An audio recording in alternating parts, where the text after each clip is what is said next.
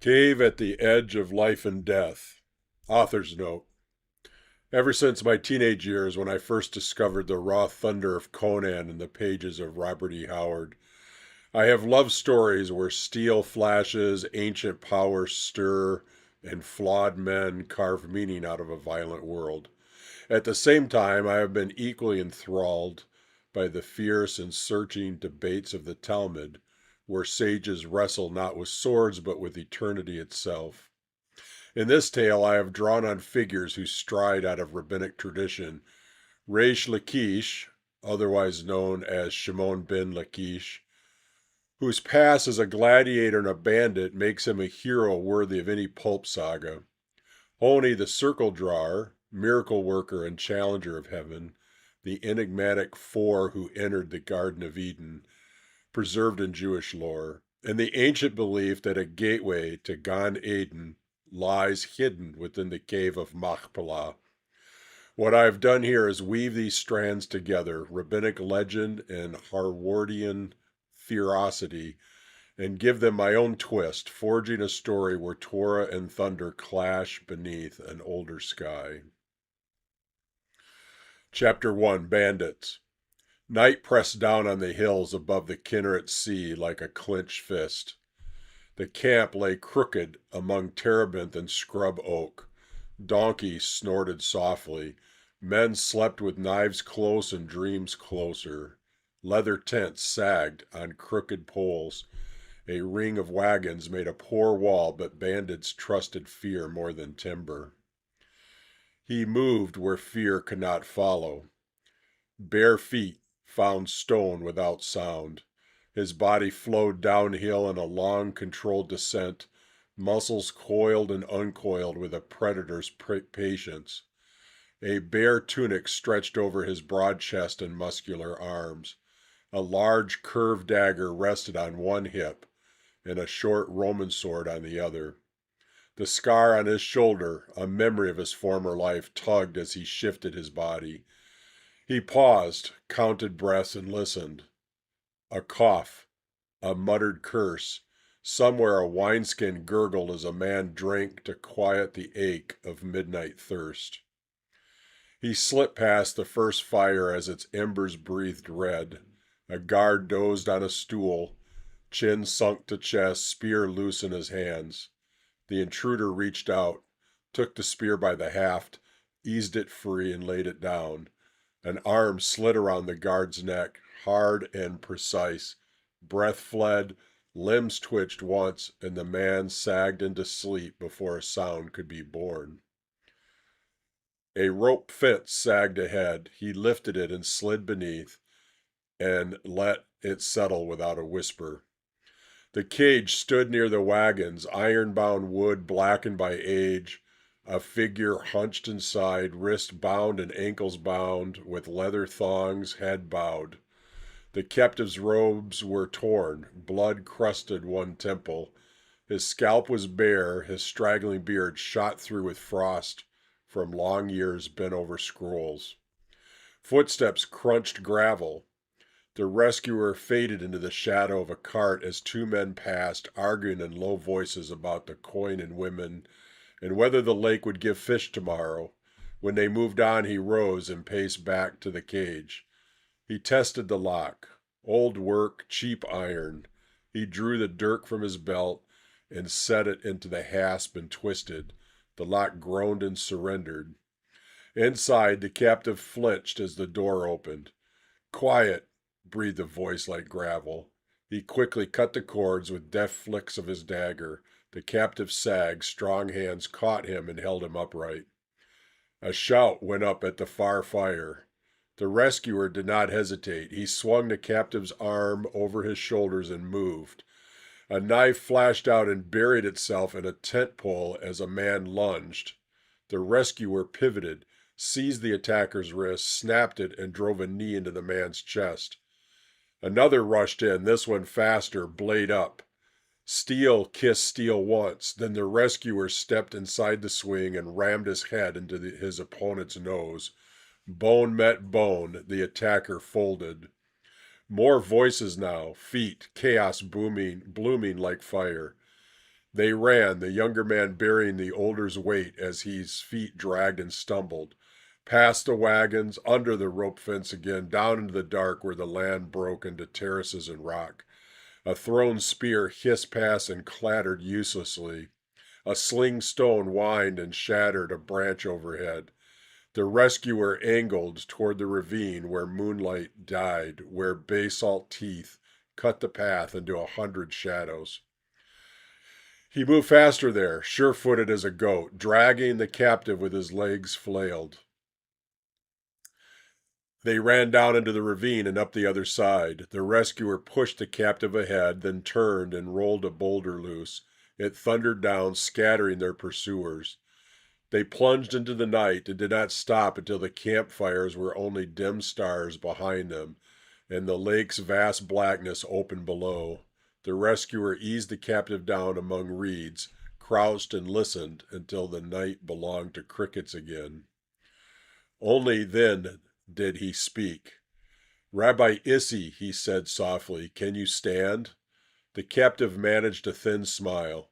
"I can stand," he said, voice hoarse but steady. He studied his rescuer's face as a parting cloud illuminated it with moonlight. "Rabbi Shimon ben Lakish.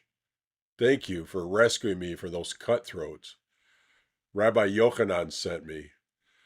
"Ah, makes sense that he would lean on you for this, given your history." "While I'm ashamed of my past life of violence and robbery, it does come in useful at times," the younger man grunted. "God has forgiven you long ago, my friend, and I am, at the moment, thankful for your past sins," he stated with a wry smile. "Well, let's get you back to the safety of the academy. My brother-in-law will be delighted to see you again." He helped the older rabbi to his feet, and they slipped off into the darkness. Chapter 2, Yochanan. The sun was beginning to peak over the horizon as they returned to the academy. Shade crept over the courtyard. The scent of earth and parchment mingled in the cool morning air. Yochanan stood in the entrance, his sharp eyes scanning the horizon. When he caught sight of Issi walking beside Shimon, his face broke into a radiant smile. He hurried forward, his robe trailing behind him. "Issi!" Yochanan's voice was full of warmth and relief as he embraced the scholar tightly. "Baruch Hashem, thank God you're safe. We feared the worst." "I owe my life to Shimon here." Issi's voice trembled, still recovering from the ordeal.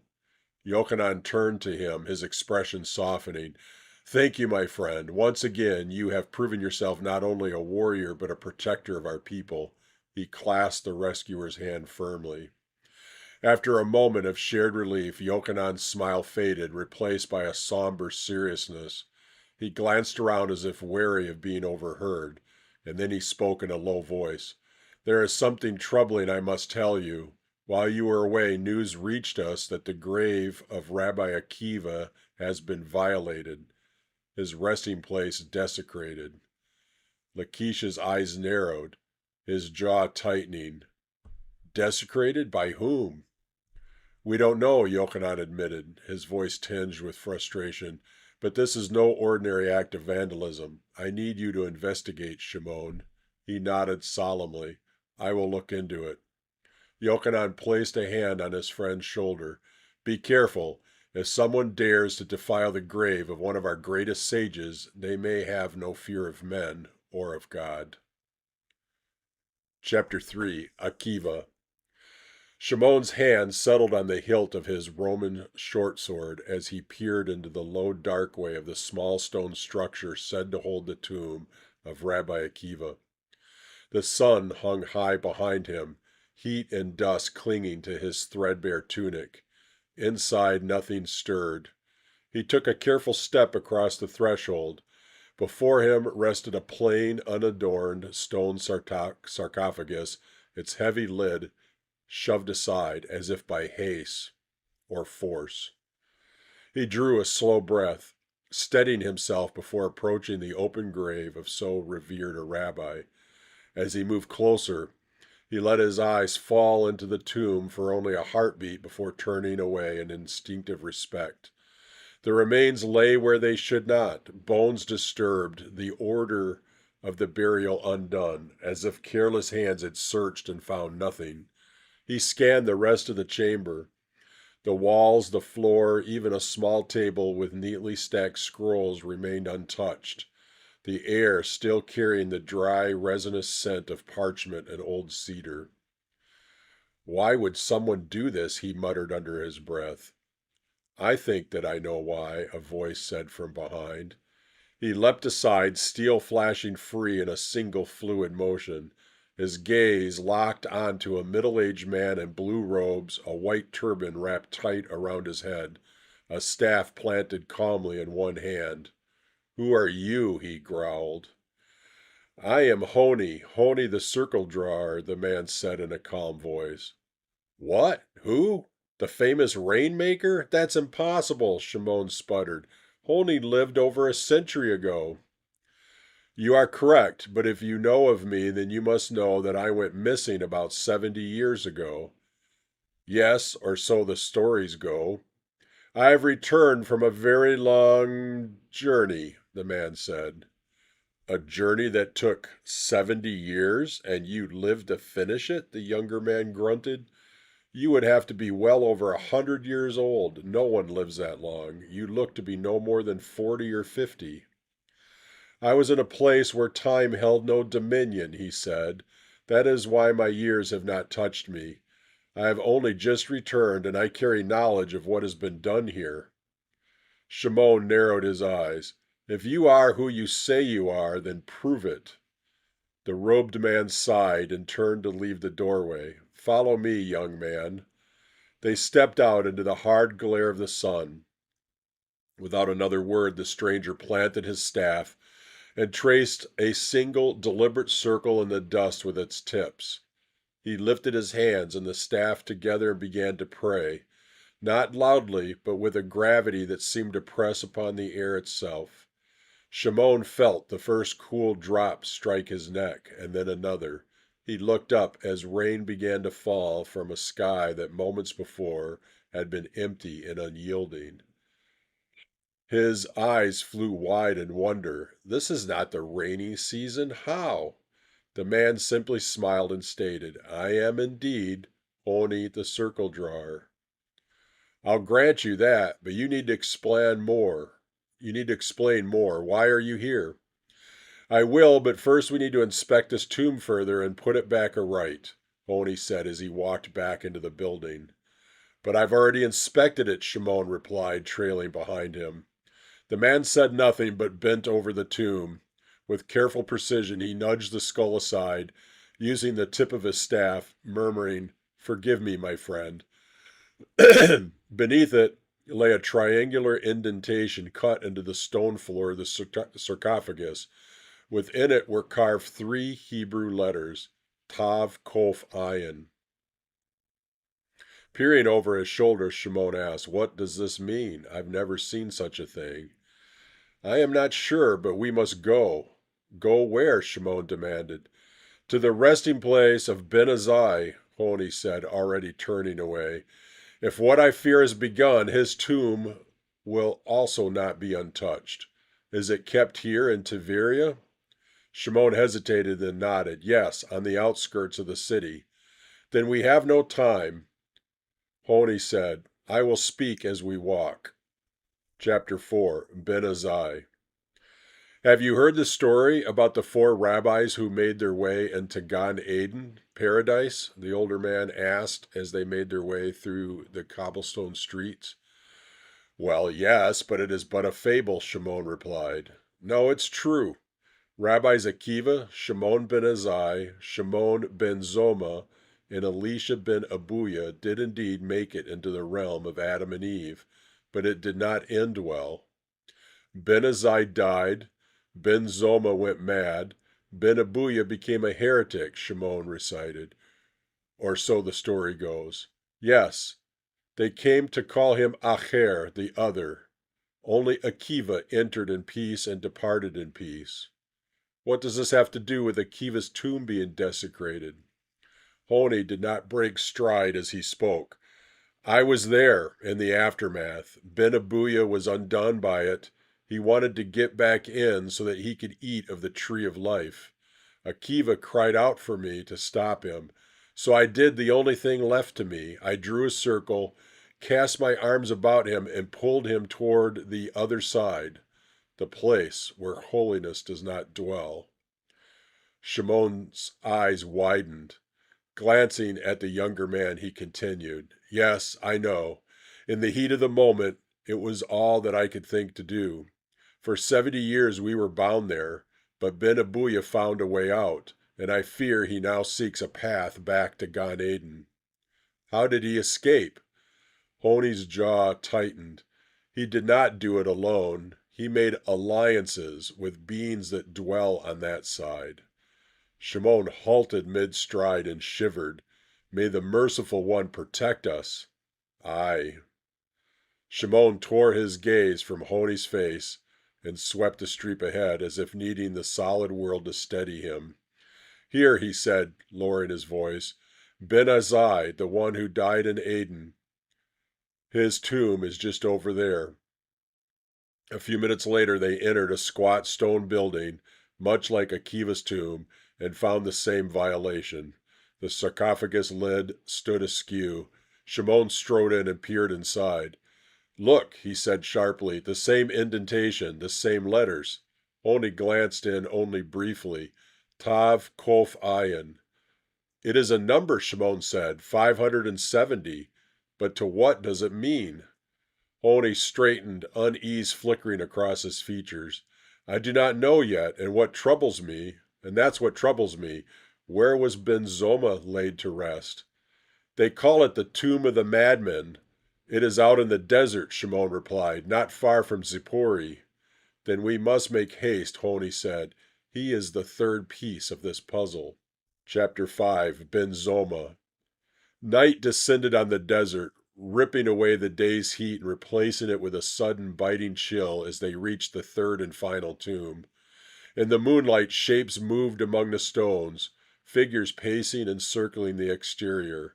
One loomed nearly twice the height of a man, its legs bent backward like a goat's, ending in blackened hooves, and great curled horns erupted from its skull. Dense muscle rolled beneath a shaggy torso as it shifted its weight. Its eyes burned red as though lit from within by the fires of Gehenna itself. In one clawed hand it carried a long spear, the point catching the moonlight. The other creature looked to be a steed carved from shadow rather than flesh. Their eyes slid off of it, unable to find clean edges, as wisps of smoke peeled from its form and coiled back into the night. No hooves struck the ground. Its passage made no sound, yet the sand beneath it darkened and sank, as if pressed by an unseen weight. Dim embers smoldered in what vaguely passed for a head, watching with a patient and human awareness. Is that a Seir, a goat demon? Shimon hissed, barely moving his lips. I believe so, came the reply. We encountered their kind in the other realm. If one stands guard here, Ben Abuya is almost certainly inside. As if summoned by their words, a man emerged from within the tomb enclosure. Moonlight flashed on the object in his hand before he quickly slipped it into a satchel at his side. Shimon leapt into action. Stop, scoundrel, he shouted, his lithe form already racing toward the tomb. The goat demon moved to intercept him, spear sweeping low. Shimon ducked beneath the shaft and drove his shoulder to the creature's midsection, feeling iron-hard muscle give only a fraction. A horn clipped his arm, tearing cloth and skin, and he stumbled back as the demon snarled, hooves striking sparks from stone. Shimon slashed once with his blade, drawing a hiss of black ichor, but the demon answered with a brutal kick that sent him sprawling into the dust. In that heartbeat of chaos, Ben Abuya vaulted onto the shadowed steed. The creature seemed to rise around him, smoke folding into a shadow-like shape as it surged forward. With a guttural cry, the goat demon bounded after them, and together the demon and rider vanished into the desert night, leaving only drifting sand and the fading echo of their escape. Shimon hauled himself upright and brushed the dust from his arms. Curses! Come, Honi said, already moving, his breath uneven as he lurched toward the structure. We must see what he took. They found the same violation as they had the other tombs. The stone lid shoved aside, the corpse disturbed, and beside the skull a triangular indentation cut in the stone and the same 3 letters etched deep within. This is baffling, Shimon muttered. Honi rubbed his chin, eyes distant. I'm beginning to think that Akiva put something in place to bar the way back to Gan Eden. That may be why he hunts these triangles. Then how did they enter Gan Eden the first time? The young rabbi asked. Honi struck his forehead with the heel of his hand. Of course. What? The legend says that the gateway to Eden lies in the cave of Machpelah, where our patriarchs and matriarchs are buried. That must be how they pass through. Doesn't the legend also say that it can be opened only on Tu BeShevat, the new year of trees? Honi turned sharply to Shimon. You are right. The gate to the tree of life opens only on the day of trees. That's a week away, Shimon said grimly, and it's in Hebron. Not an easy ride even with time. We would never reach it on foot or even by donkey. But we might by horse, Shimon said, a crooked grin cutting through the dust and blood. And where do you propose we find horses? Honi asked. Shimon's grin widened. Do you remember the Roman camp we passed on the way here? We can make use of some of my skills from my misspent youth. Chapter 6, Machpelah.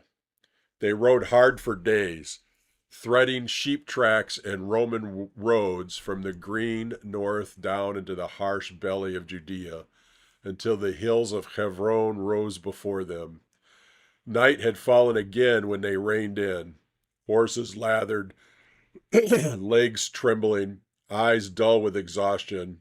With the sun's departure, it was Tu BeShevat. Under the cover of darkness, they eased toward the mouth of the cave, sandals careful on stone, breath held. A faint blue glow pulsed ahead, weak but unmistakable, like foxfire trapped within the earth. Inside lay the graves of their ancestors, ranks of ancient stone, heavy with silence. But their eyes were drawn past them to where the same blue light bled through a narrow crack in the back wall of the cave. Honi and Shimon exchanged puzzled looks, and then squeezed through the crevice one at a time and froze. Before them, atop a rough-hewn pedestal, spun a device of impossible geometry, 2 interlocked triangular pyramids, one thrust upward, the other inverted, turning in slow, grinding harmony. Blue radiance throbbed from it like a living pulse. Behind the device stood Ben Abuya. As they stared, a portal of cold blue light yawned open in the cave wall. Ben Abuya glanced back, lips curling into a thin sneer, and stepped through. The instant he vanished, the device shuddered and fell silent. Its spinning ceased. With sharp cracks, 3 smaller pyramids sheared loose and clattered onto the cavern floor. The blue light guttered and died. From the darkness beyond the cave came a deep, gravel-choked voice. The Master said you might follow. The darkness did not remain empty. From the shadows emerged the same goat demon they had faced before, eyes glowing, a massive spear clutched in its hands. Behind it billowed the shadow horse. No breath steamed from its nostrils, no hooves struck the stone. It was a horse only in outline, mane and tail flowing like smoke, its body a shifting mass of shadow. Where its eyes should have been, there was only depth, as if the night itself looked out through them. The demon grinned. Shimon moved. He lunged forward, blade flashing, slashing at the demon's chest. Steel rang and sparks leapt as the sword met the spear shaft, the impact shuddering up his arms. The creature shrieked, a sound like metal dragged across stone, and charged. Shimon met it head on.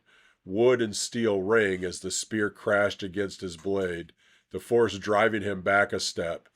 The beast thrust again and again, savage jabs meant to skewer flesh and shatter bone. Shimon slid inside the arc, slammed his shoulder into the creature's ribs, and felt them flex but not break. A hoofed foot kicked out, catching his thigh and sending him sprawling. The shadowed horse reared. Cold flooded the cave. Frost crept across the ancient graves. The thing struck the stone, and where it passed, light drained away. "Honi!" Shimon shouted. Honi was already on one knee, finger cutting through the dust and ash. He drew a circle with swift, practiced motions, lips moving in a low cadence, names spoken as boundaries. The horse screamed and charged. The circle flared. Blue light leapt upward as the beast struck it and rebounded, its form tearing and reforming like smoke in a gale. It circled faster, searching for a weakness.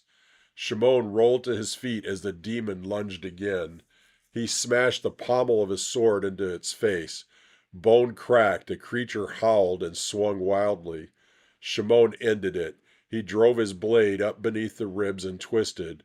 Black blood spilled into the stone, smoking faintly. The seir clawed at him once and then collapsed. The shadow horse shrieked in panic. Honi stood within the circle, arms raised, voice firm. The horse reared and struck the barrier, but this time, rather than rebounding, it broke through the wall as if the miracle as the miracle worker rolled to the side. The circle flashed back to life, with the demon horse trapped inside. The ground beneath it suddenly erupted into swirling light as Honi muttered more prayers. The beast was dragged down through the cavern floor. The sound cut off as if a door had slammed shut. Silence returned to the cave. Honi sagged to one knee. Shimon wiped his blade clean on the demon's hide and looked to the darkened wall where the portal had been. "We have to stop him," he said. "Aye," Honi replied. At the base of the strange device, the fallen pyramids lay scattered on the floor. The young warrior scooped up two of them and handed one to Honi. "Hebrew letters on every face," he said, turning the pyramid slowly in his hands. Honi stepped closer to the pedestal, breath catching. This is the symbol of the Merkava, the divine chariot from the vision of the prophet Ezekiel." Shimon looked up. Two triangular pyramids merged together, but the upper 3 points are missing, he frowned. These must be the devices stolen from the tombs. He learned how to seat them in such a way as to awaken the gate. "Yes," Honi said, "and we must pursue him. If that man gains eternal life, there's no measure of the harm that he could do." "Gan Eden," Shimon muttered. "We could die. We could go mad, or worse." Honi met his eyes. "But what choice do we have?" Shimon exhaled slowly. "May the Holy One have mercy." Honi looked again at the object in his hand. The tombs bore the number 570, Tav Kof Ayin. He turned to the pyramid, studying its faces. "No Tav on this side." "Let me see yours." Shimon handed it over. "Here." Honi shifted it into the rightmost slot. "Now Kof." Shimon crouched and lifted the third pyramid. "Here." Honi set it into the second slot, and then placed the iron-marked piece into the third. He stepped back, heart hammering, and nothing happened. Honi rubbed his chin in deep thought. What are we missing?" "I don't know," Honi replied. Shimon paced the floor, running his fingers through his hair, head bowed. He suddenly spun on his heels and snapped his fingers. "Wait." "Yes?" Honi asked with eyebrows raised in anticipation. "You said that this was a gateway to Eden, yes?" Shimon's eyes widened. 570, it's not the code, but a hint. It's gematria, numerology. Sha'ar, gate, is spelled Shin, Ayin, Resh. This also totals to 570. He rushed over to the device, removed the little pyramids so that they spelled out the word. The device began to spin. Blue light throbbed once more, washing over their faces, and over the fallen body of the goat demon. Stone groaned as a swirling portal tore open again in the back wall of the cave. Shimon did not shrug this time. He tightened his grip on his sword. Then there's no turning back. Oni drew a steady breath and nodded, and together they stepped into the light. Chapter 7, Gan Eden. The two men staggered as their senses were flooded with a light too pure to bear and a harmony that seemed less like sound than meaning itself.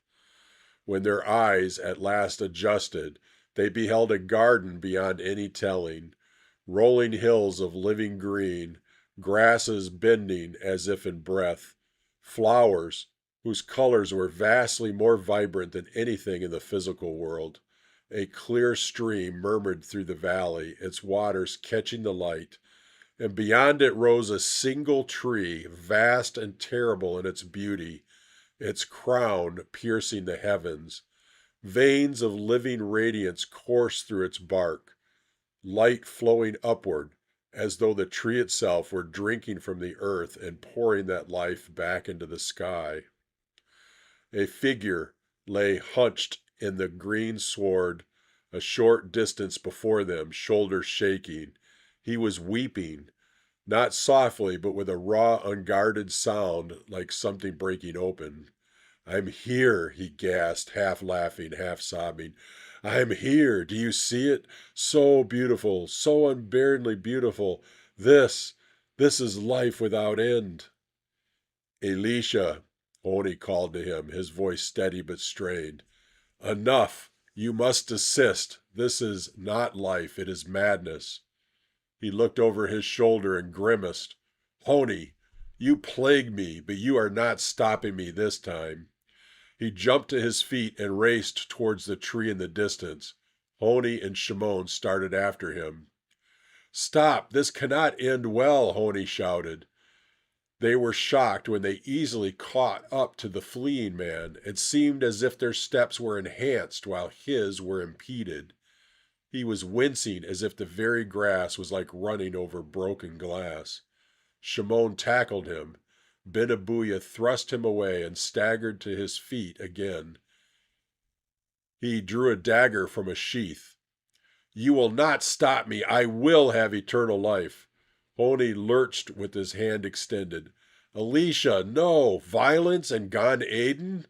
The frantic man swiped at Shimon, drawing a thin line of red on his arm as the bandit-turned rabbi leapt backwards.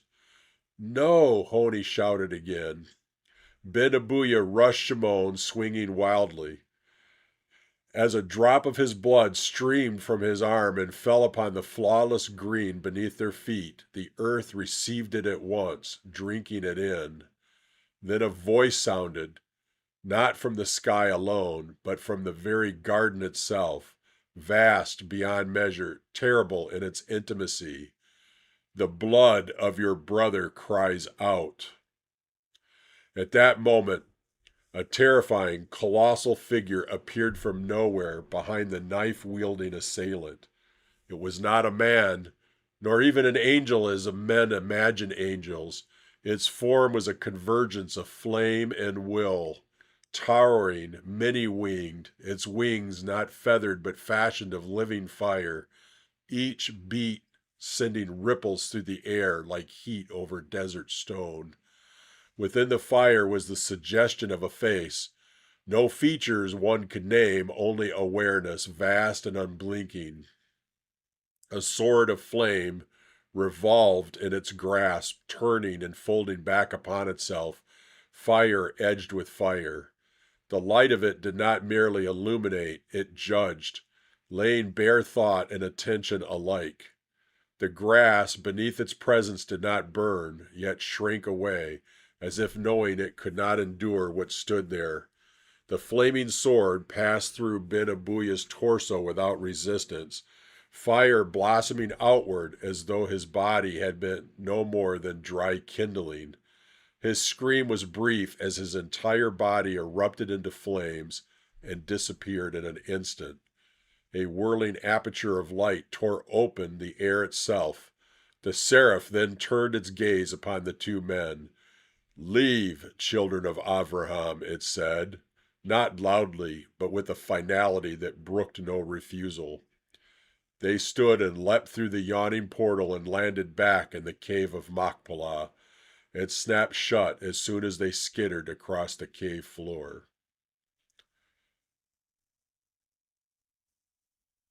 Chapter 8, Mishnah.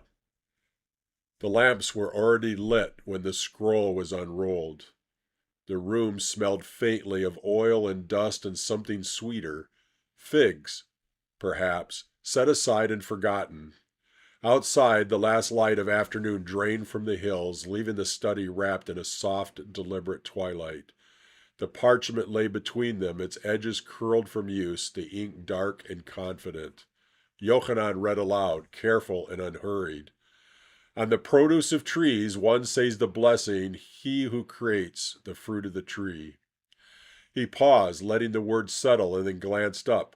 But on wine, a different blessing, Shimon said, already smiling. Yes, yes, as if grapes were offended by being called fruit. Yochanan shrugged. The Mishnah insists. Honi leaned closer, his hands resting on his knees, his eyes fixed on the letters as though they might shift when he blinked.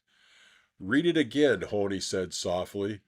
Yochanan did, tracing the line with his finger. Shimon cleared his throat. "There is a baraita," he said, feigning casualness, "that asks what blessing one says over figs dried in the sun. Are they still the fruit of the tree, or have they become something else?" "What is a baraita?" asked Honi. "It is a teaching that Rabbi Yehuda left out of his compilation of the Mishnah," said Rabbi Issi as he sauntered into the room. "May I join?" "Absolutely," encouraged Shimon. Turning their attention back to the question, Yochanan asked, "And what does it rule about figs?" "That depends," Shimon replied, delighted, "on whether they were intended to be dried from the beginning or not." Honi left out a soft laugh, more breath than sound. "You argue about intention," he said, wonder threading his voice, "even for figs." "Especially for figs," Yochanan said. "They teach patience." Honi shook his head slowly, a soft smile on his face. Yochanan reached for the figs and passed them around. Shimon murmured the blessing, careful and exact. Honi listened, eyes closed, as if memorizing not the words but the sound of them. Ink turned into breath, law turned into gratitude. Legend says that the fruit of the tree of knowledge of good and evil was figs, Shimon said, holding one up between his finger and thumb. "Yes, because God adorned them in garments of fig leaves after their sin," said Issi. "Enrobed with the very source of their sin, so they say," Yochanan said. "Well," replied Honi, "I, for one, have had my fill of mystical secrets and miracles. Let's return to Torah learning." "Says the miracle worker," Shimon replied, and they all laughed. Outside, the night settled fully over the land. Inside, the scroll remained open, holding not Aden itself, but its fragments, enough, it seemed, to live by.